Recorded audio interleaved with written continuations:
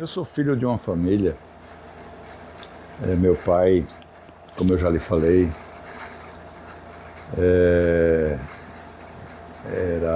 era comerciante, era agricultor, né, fazendeiro e era pastor. Nós somos 9 irmãos legítimos, e porque a primeira esposa do meu pai morreu muito cedo, os 5 primeiros filhos dele ficaram órfãos, né? Muito novinhos. E minha mãe, ele casou com a minha mãe, que teve 4 filhos homens, e éramos 9, mas entre nós não havia essa diferença, porque fomos criados e todo mundo chamava minha mãe de mãezinha, né? E além disso, meus pais adotaram mais 9. Né? Eram 18, a maioria primos legítimos, né? Que eram do interior, lá da região do Alto Sertão de Pernambuco, de onde meu pai veio. E vieram para cá para estudar, para trabalhar e assim por diante. Minha família era uma família de classe média, quiçá, em alguns momentos média alta, né? Estudamos em bons colégios, né? Colégio Americano Batista, Colégio Agnes, né? Todo mundo. E tínhamos um certo padrão, né? De vida, de qualidade, né? Muito embora meu pai nunca foi um homem que pautou por encher filho de benesses, entendeu? Não. Meu pai, ele dizia que cada um deveria tomar o rumo da vida, né? Ele oferecia estudo e o resto, quem não quisesse, ia se virar. Eu tenho um irmão meu que mora aqui pertinho e ele disse para mim, ele é sargento, aposentado da polícia. Ele disse para mim, eu não sei porque que os eleitos não me pegou, não me deu uma surra, não me botou no milho e não me obrigou a estudar, né? Porque ele, aí o outro, Quinca, que já faleceu, quer não, vai aprender a ser motorista, vai ser motorista de caminhão. Tinha que aprender uma coisa para poder fazer isso. Então quem queria estudar, estudava. Quem não queria estudar, era coluna por um e te vira, entendeu? Mas tinha que arranjar alguma coisa para fazer, nem que fosse uma lavagem de roupa. Meu velho nunca permitiu isso, nunca deu colher de chá. Nem para os filhos homens, nem para as mulheres. Né? Então, a minha irmã mais velha foi para o Rio de Janeiro estudar. Naquela época foi uma das primeiras enfermeiras diplomadas do Brasil, né? Na década de 50. Ela chegou a ter um cargo importante no Ministério da Saúde, né? A outra, Abigail, também já faleceu. Abigail foi procuradora da República, a Adeil está viva ainda, essa eu falo depois, a Wilda também. E aí, dos 9 legítimos, restamos 3, né? Restamos 3. Eu, Ademildo e Adeil, vivos. O resto, Deus já levou. Na minha infância, meu amigo, eu morava numa casa ali no Parnamirim. Se você for na rua Padre Roma, na esquina com a Tito Roda, você vai ver um prédio que tem as árvores por dentro do prédio. Ali era a minha casa, em frente à casa de Helena Luna ali. Só que o terreno era muito grande, tem um monte de construções, mas o prédio é o ícone do que era o terreno e a casa. Cheio de árvores, né? Tinha, na frente da minha casa tinha 5 cajueiros, um pé de jambo, tinha coqueiro, tinha o frutapão, o maior pé de frutapão da Grande Recife era na minha casa. Ainda está vivo lá dentro do prédio, né? Claro que está meio murchinho e tal. Pé de carambola, tinha pé de goiaba. Era interessante que meu pai é um pé de goiaba que tinha dois galhos. Goiaba da China, aquela branca. E meu pai tirava a goiaba de 600, 700 gramas, 800 gramas, os tamanhos. Num pé, no outro só dava goiaba desse tamanhozinho. E era a vida ali na rua, todo mundo... Nossa casa praticamente não se fechava, né? Nós tínhamos uma convivência maravilhosa com os vizinhos, né? Então, isso serviu muito para a formação do nosso caráter, entendeu? Que era um caráter do respeito, era o caráter da pessoa que tinha profunda respeito pelos relacionamentos, né? Ninguém desrespeitava filha de homem, né? Era meio complicado. Antigamente era meio complicado. Namorar podia, mas era mãozinha e acabou e tchau. Não avançava além disso. Quando eu completei aí meus 17 anos, por aí, eu fui para São Paulo, né? Meu cunhado, Múcio Borges da Fonseca, que pernambucano de Bom Jardim hoje, nome de praça em São Paulo, no Alto de Pinheiros. Ele foi diretor da Última Hora aqui, foi preso junto com na Revolução, no regime militar de 64. Foi preso, mas não sofreu grandes coisas não. Porque ele sempre disse, eu sou jornalista, eu não sou comunista, eu sou jornalista. E com isso ele foi diretor nacional de Última Hora, ele foi diretor de Folha, ele foi diretor da Editora Abril, morreu o diretor da Editora 3 e tal, criou grandes veículos no Brasil e tal. E esse cara foi o meu mentor intelectual, né? Eu tive oportunidades raras, que muito pouca gente teve na vida. Eu ouvi, na sala da casa do meu cunhado, Samuel Weiner ditar as memórias dele para meu cunhado. Quem ouviu, ouviu. Quem não ouviu, não ouviu. Entendeu? Nunca foi editada. Ele nunca editou, porque morreu, né? E assim por diante, quer dizer, eu tive um fundamento. E como todo jovem, acho que a frase é de Tancredo Neves, né? Na juventude você é de esquerda, né? E se não for, é mau caráter, né? E tem uma frase que eu desenvolvi, e depois se você continua, você é mau caráter também, né? Isso é Tancredo que falou.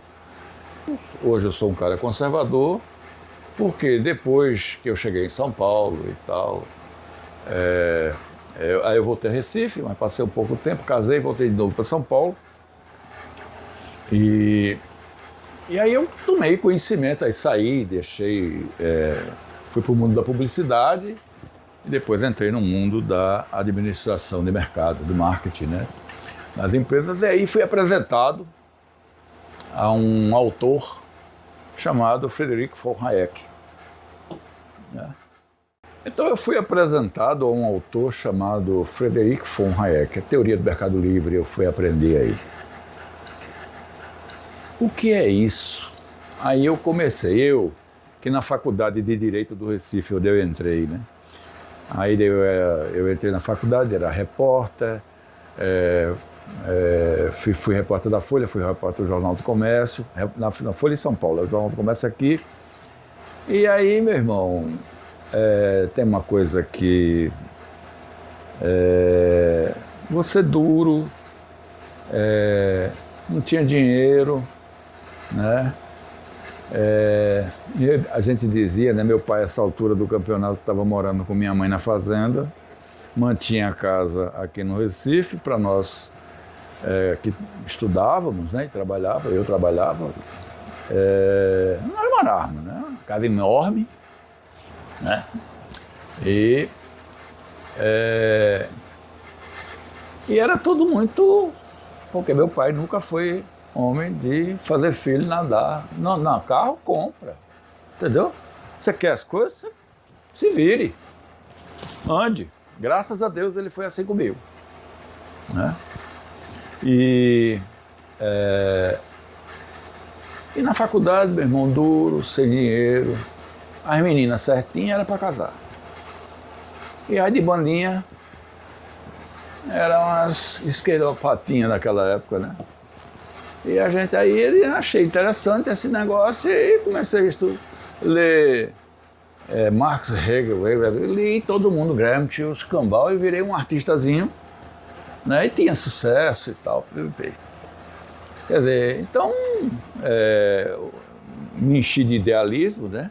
Aí fui para São Paulo e entrei, aí uma vez já casado, né? Já casado, e aí foi apresentado ao senhor Hayek, a esse autor fantástico, né? E aí eu comecei a ler O Povo que Pensava.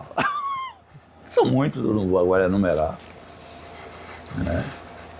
E, evidentemente, que o processo meritocrático, o processo estrutural familiar, o processo do respeito aos direitos, o processo do benefício direto a quem produz, a quem trabalha, tudo isso me encantou, né? E eu me tornei um conservador, né? E que é uma posição que eu venho consolidando através da vida, né? E a partir daí, a partir do momento em que eu li, comecei a ter contato principalmente com pessoas que me serviram de exemplo, né? E que são muito, muito caras na minha vida. Eu acho que você nunca é sozinho nada, tá? Eu sou um conjunto de coisas que eu aprendi, né? De conceitos que eu aprendi e que eu selecionei como especiais para botar na minha agenda de vida. Você tem uma agenda de vida, você tem que ter uma agenda de vida, né?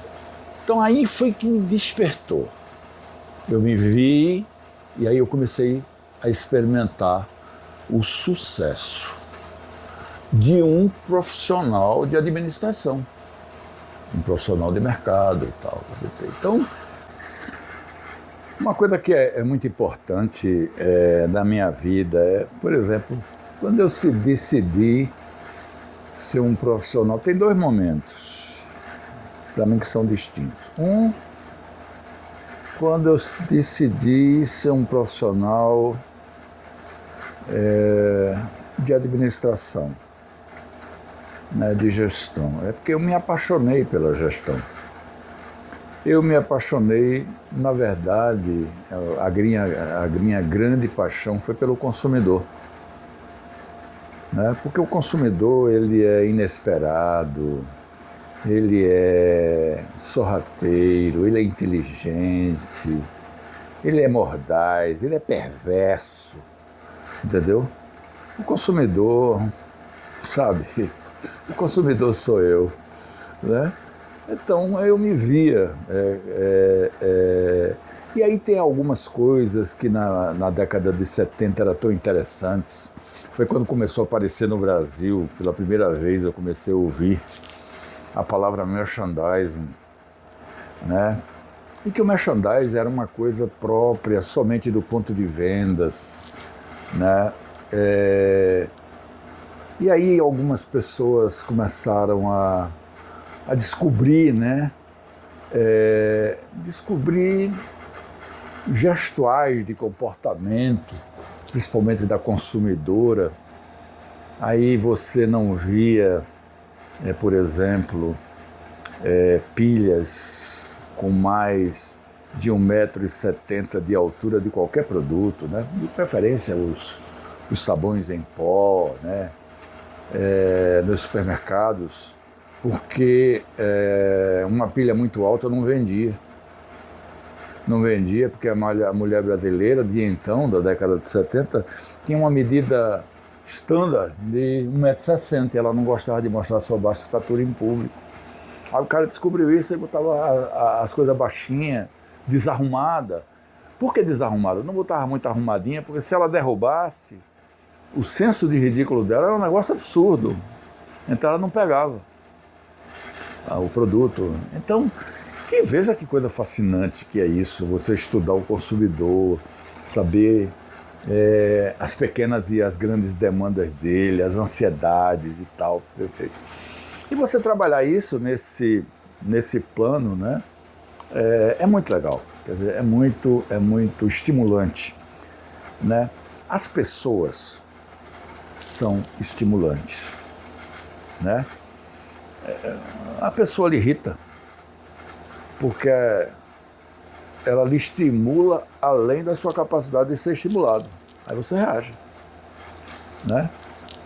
Então, mas de uma forma geral, as pessoas são estimulantes, né? E elas se deixam estimular, né? Propaganda vende? Não. Propaganda predispõe à compra. Então você recebe uma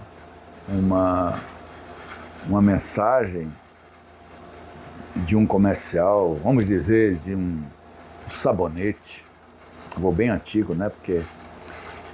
E aí ele mostra que era, se eu não me engano, era o sabonete Lux, né?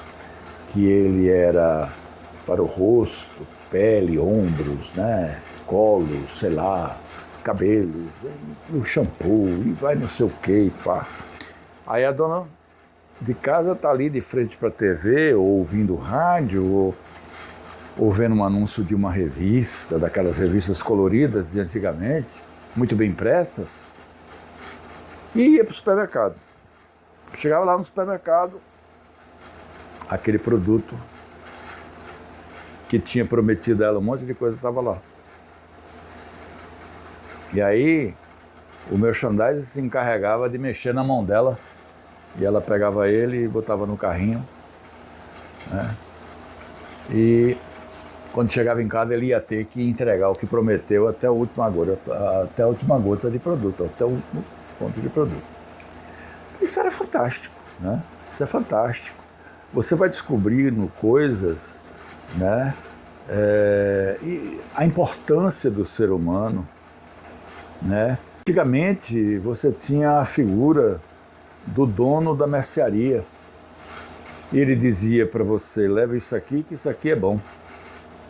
E você acreditava, ou seja, você tinha propaganda e merchandising instantaneamente, né? Porque tinha uma coisa chamada credibilidade do dono da mercearia, né? E as pessoas confiavam nele, né?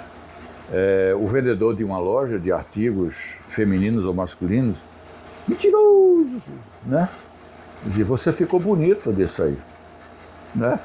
E você crê porque você quer se ver bonito. Então, isso são coisas do imaginário humano. E o imaginário humano é fantástico. Ele é uma coisa deslumbrante, né? Então, isso me fez decidir a minha vida profissional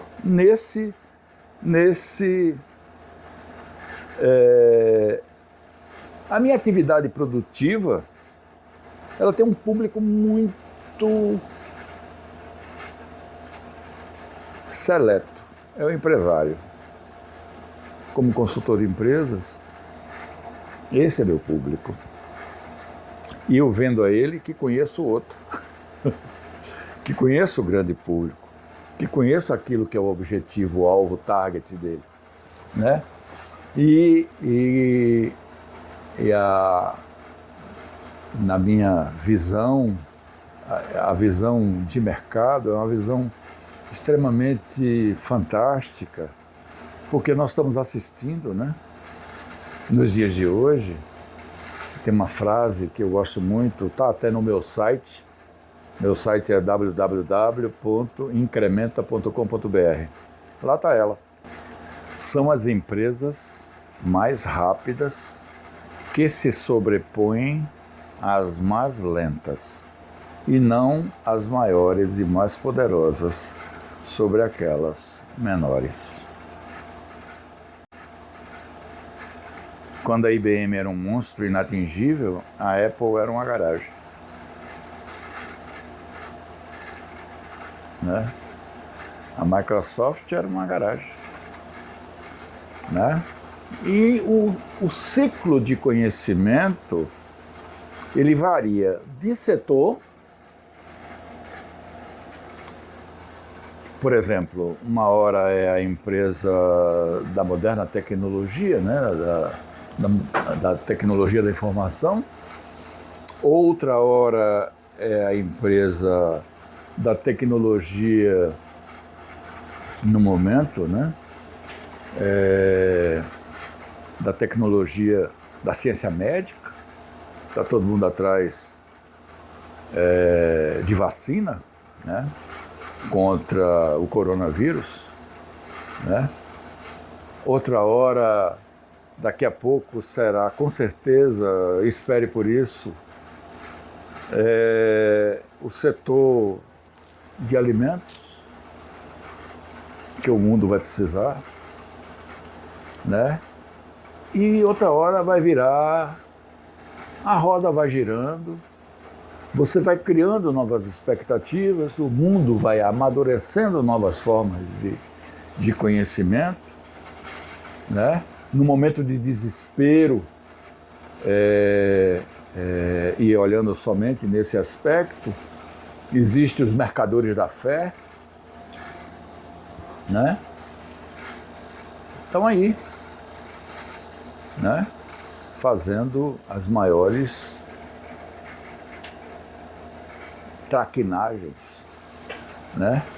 Com o sentimento mais profundo das pessoas, que é a sua fé, né? É o seu sagrado, né? E aí você tem os vendedores do sagrado, né? Quer dizer, e isso vai complicando as relações dos homens, né? E a coisa mais interessante que a gente vê é que tem nós nunca imaginamos, eu mesmo, eu tenho 72 anos, vou completar 73 agora na véspera de São João próxima. E tenho 50 anos de casado, né, com a mesma mulher, viu? Tem gente que casou 10 com uma, 5 com outra, 20 com outra, já completou 50. Não, eu sou casado com a mesma mulher há 50 anos. Mas a palavra de Deus diz que a Bíblia fala que no fim a ciência se multiplicará e o amor se esfriará. Quando você vê a ascensão da esquerda em alguns lugares do mundo, e aí eu coloco no mesmo patamar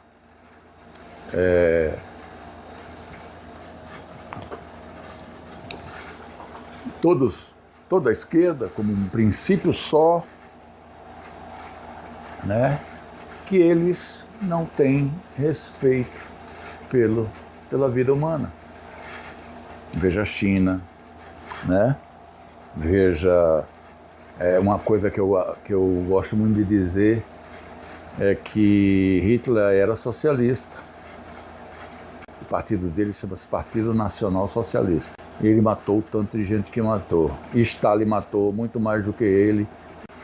E Mao Tse Tung matou muito mais do que os dois juntos. Isso sem falar nos pequenos como Ceausescu e outros que vão por aí que mataram gente.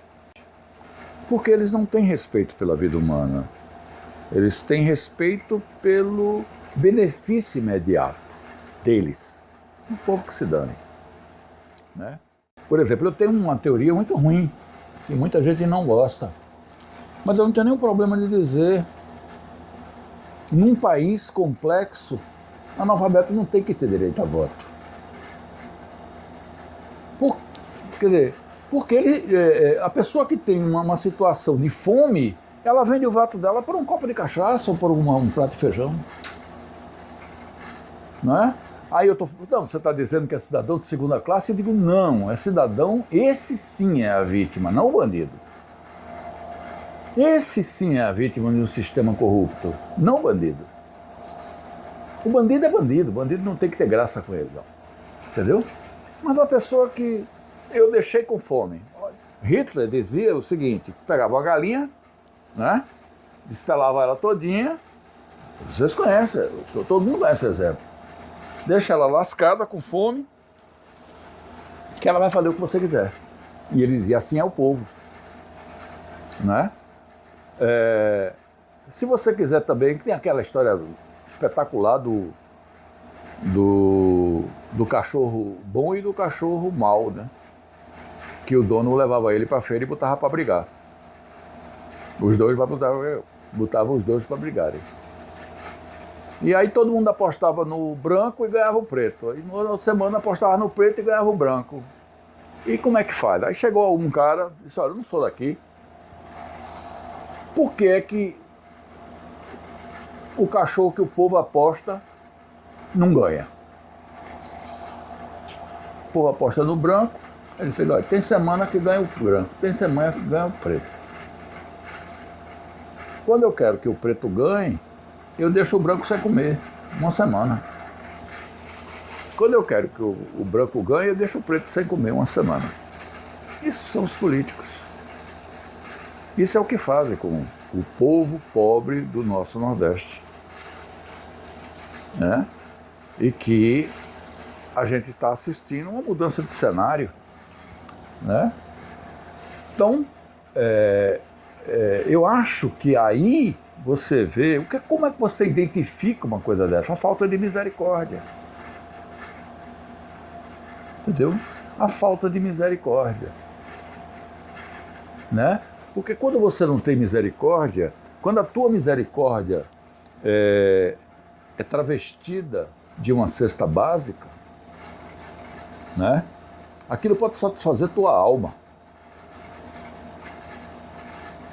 Porque você está dando do que lhe sobra. Né? E uma coisa que é muito, muito legal, se você vai no capítulo 14 de Marcos, você vai ver que Jesus chegou lá no templo e ele sentou em frente ao gasofilácio. E gasofilácio, para você ter uma ideia, gasofilácio era como se fosse um baú, tá? Com 13 cornetas de alto-falante em cima. Que era aquelas bocas, né? Feito uma corneta que as pessoas jogavam o seu dinheiro ali. E Jesus sentou-se de frente para o gasofilácio. E viu as pessoas que tinham posses que depositavam grandes quantias ali. E ele ficava observando. Ficou observando. Aí veio a viúva e depositou 2 insignificantes moedinhas. Valia um quadrante, não dá nem para a gente imaginar o que era, 1 centavo talvez. Ele chamou os discípulos e disse, está vendo essa viúva? Ela deu mais do que todo mundo, porque ela deu tudo quanto tinha e os outros deram do que lhe sobrava. Deus vê o coração. Às vezes você não dá nada, mas se você verdadeiramente tiver compaixão daquela pessoa, mesmo sem poder, um olhar, um sorriso, né? Você vai alimentar aquela pessoa de uma das necessidades que ela tem. Quando eu digo que você deixar uma pessoa com fome, né, passar necessidade, não atender com o dinheiro dela, com os impostos dela, com os impostos de toda a comunidade, aquilo que é necessário, né, como por exemplo, providenciar água, educação, ensino fundamental, para tirar ela daquele processo, e você oferece em contrapartida um prato de comida, um copo de cachaça, né? O nome disso é hipocrisia. Essa notação chega negativa diante de Deus, porque ela não veio do coração, porque Deus vê o coração.